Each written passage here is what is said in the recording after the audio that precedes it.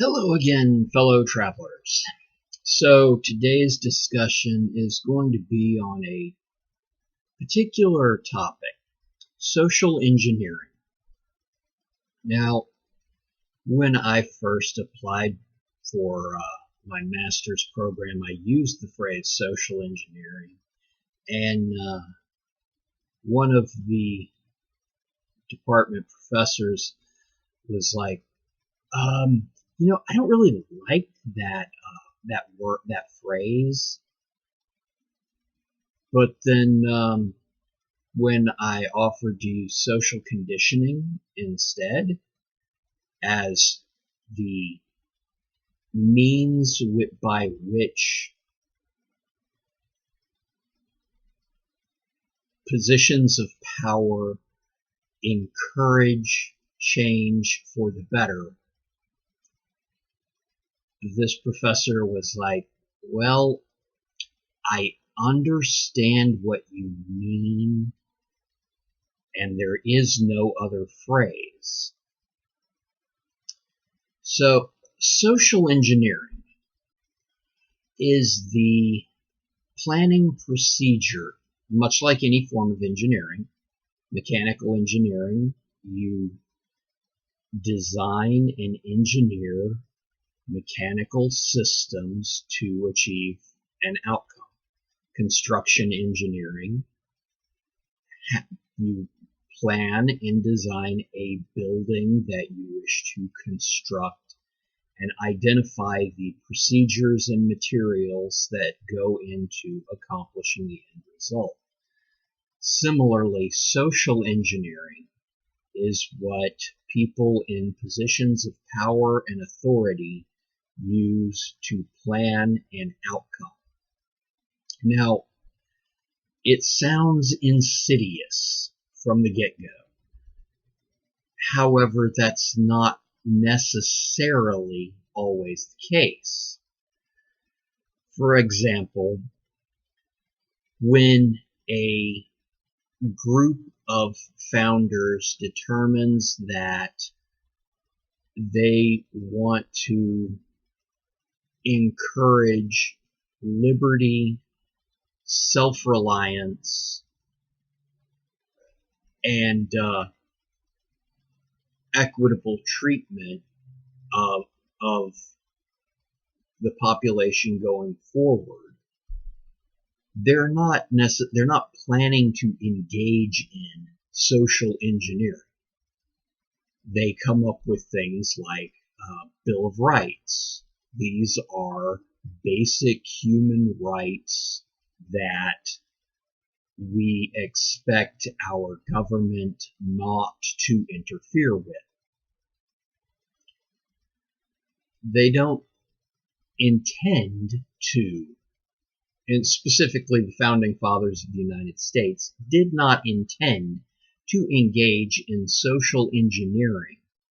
That, in fact, one of them was quoted as saying, "We are leaving posterity a republic. We hope that you will be able to maintain it." That's poorly paraphrased. Now, the fact is that as civilizations evolve, social engineering occurs. Even in ancient Sumeria, there was the idea of the Hammurabic Code, a set of laws that if you wish to participate in the society, you want to actually live in the city, that you would agree to abide by these rules.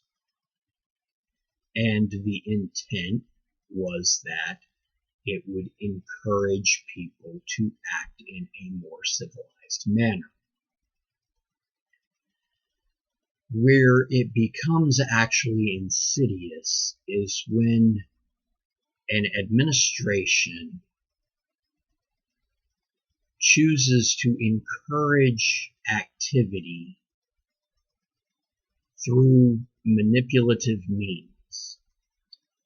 As an example, say the central government identifies a specific ethnic group as being responsible for the mistreatment, maltreatment, or general oppression of another group. Say they start advertising such ideas as, well, this particular ethnic group owns all of the businesses, and so they choose to not pay their employees enough because they think their ethnic group is more important and other ethnic groups are less important. They own all of the pawn shops, so when you, the poor oppressed, are in financial straits and have to go to a pawn shop, that other ethnic group, those people, only give you pennies on the dollar, and then they turn around and put it back in the window for sale at the original price, so you can never get your stuff back, and they only gave you pennies for it in the first place. They are in charge of the police force who's responsible for shooting all of the other oppressed people. This is done in such a way that it encourages the general population to identify that particular ethnic group as the oppressor, someone to be resisted against. Well, what are you resisting against? What is a person resisting against? For instance, a certain European country, when they identified one ethnic group as taking advantage of the financial straits of others, used that to unify the entire population of their country to restore their country's greatness. Guess what? That's not Make America Great Again. I'll let you look it up. It's 1936 to 8 in Germany. In the modern U.S., people attributed a certain former president to identifying other ethnic groups, like those brown people coming across the border to steal your jobs, when clearly that president never said such a thing. He did, in fact, say that along with people coming across the border illegally are criminals, drug dealers, and rapists. Because when no one pays attention to who's coming across, then people who have bad ideas, bad players, when criminals see that no one is watching, then it makes their ability to commit crimes easier. Recently, in I want to say it was Portland, because so much stuff is going on in Portland, but a group of so oppressed American citizens went into a Nordstrom's high dollar department store and grabbed a whole bunch of expensive products and simply walked out with them. Well, technically ran out, but they got into cars that were sitting there waiting and drove off with stuff they stole in the middle of broad daylight, with everyone standing around and no one doing anything. My perception, one of those camera angles appeared to show a police officer standing there at what may have been the end of a police car, and not doing anything. A freaking law enforcement officer blatantly ignoring criminal activity after over a year of criminal activity going with absolute lack of consequence in a community.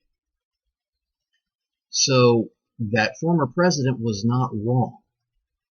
When people commit actions that other people are willing to ignore, then it allows people with criminal intent to engage in their actions.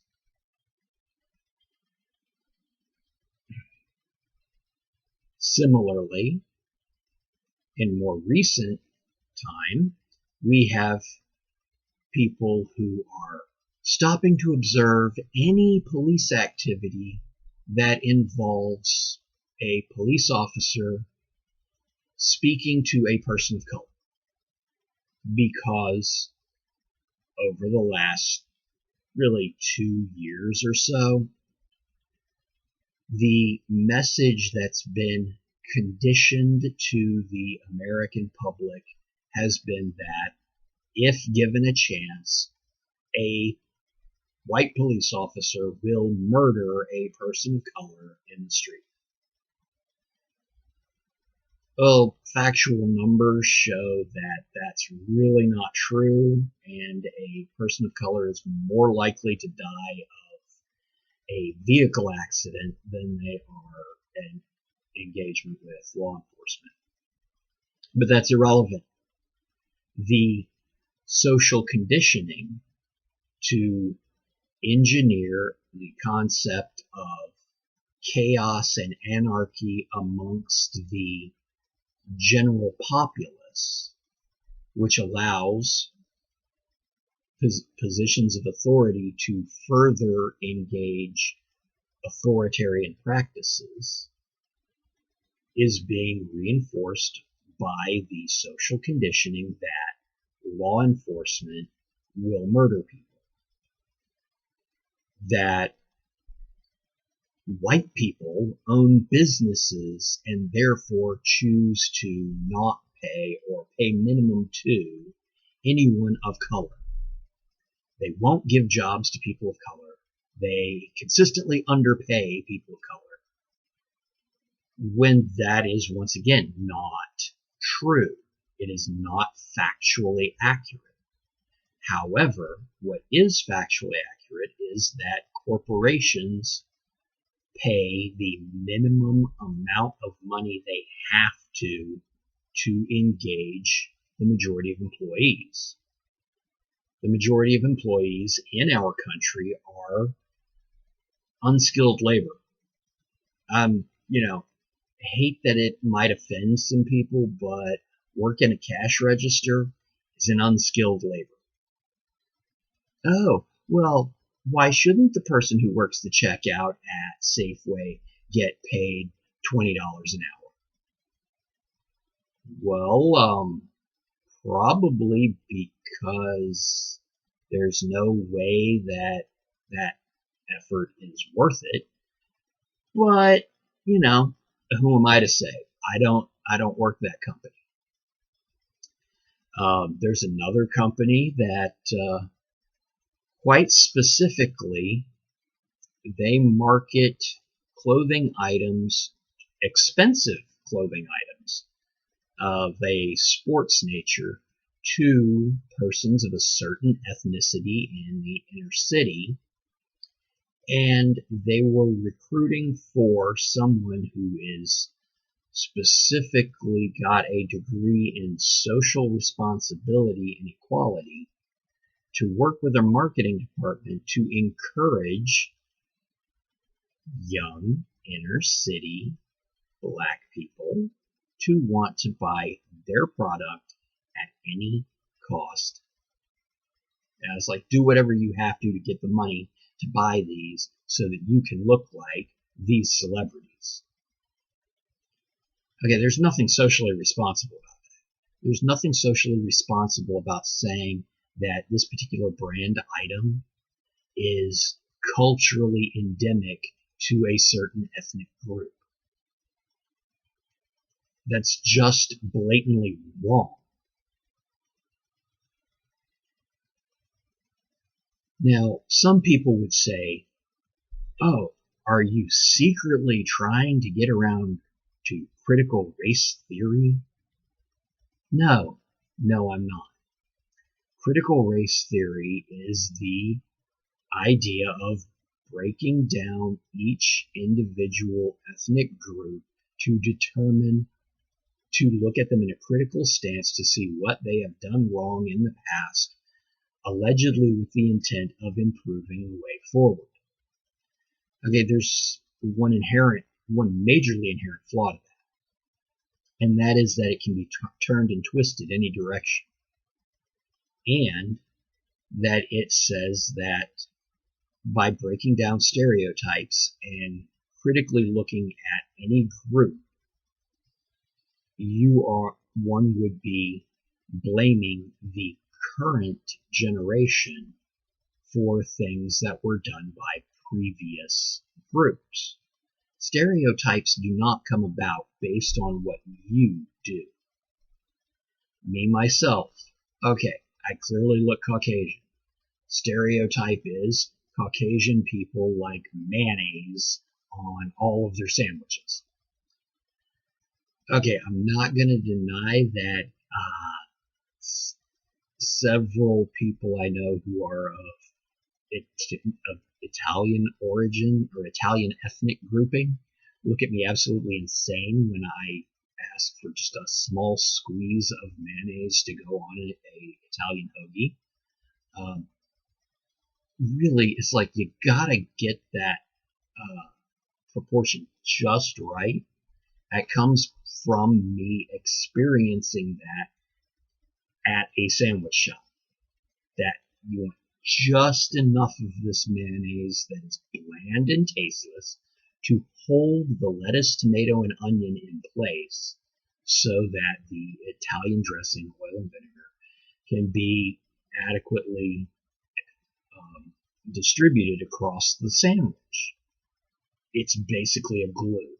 So, that fits the stereotype. You're white, you like mayonnaise.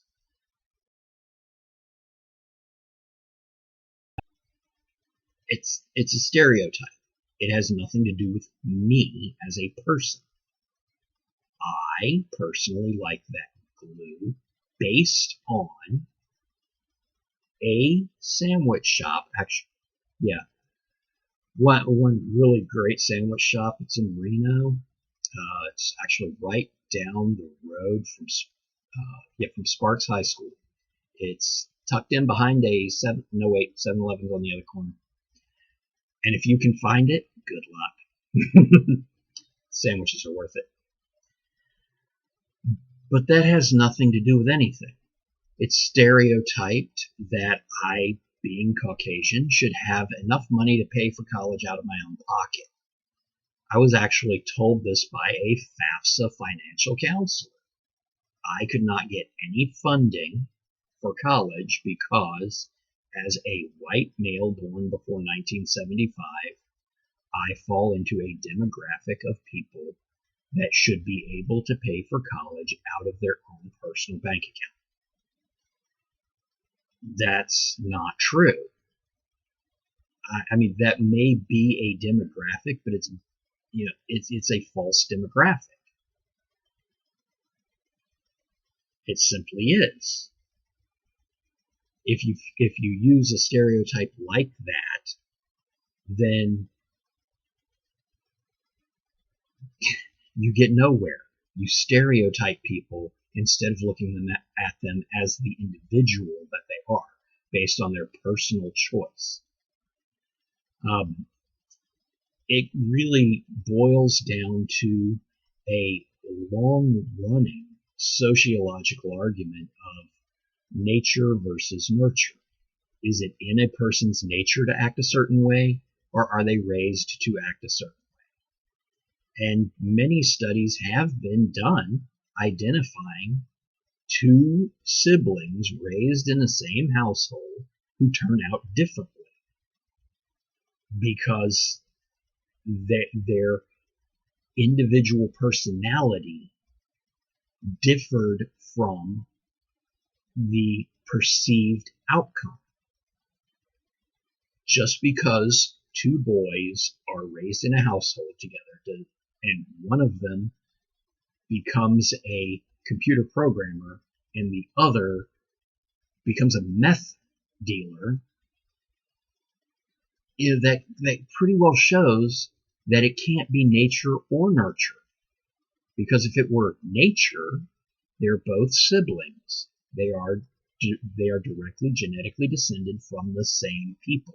Their DNA is sufficiently similar that one would theorize that they would have similar reactions. But what about nurture? They're brothers. They're raised in a family together. It basically the same way. But they made personal choices.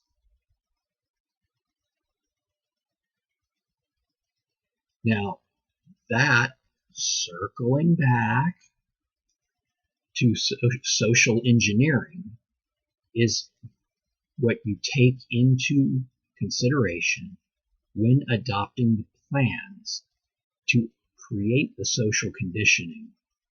And if you look around, you'll find it in everything we do. Everything from the news media, who portrays only certain things according to certain ways if it matches their mainstream leftist talking points or their right-wing conservative conspiracy theories or whatever the buzzword of the day is.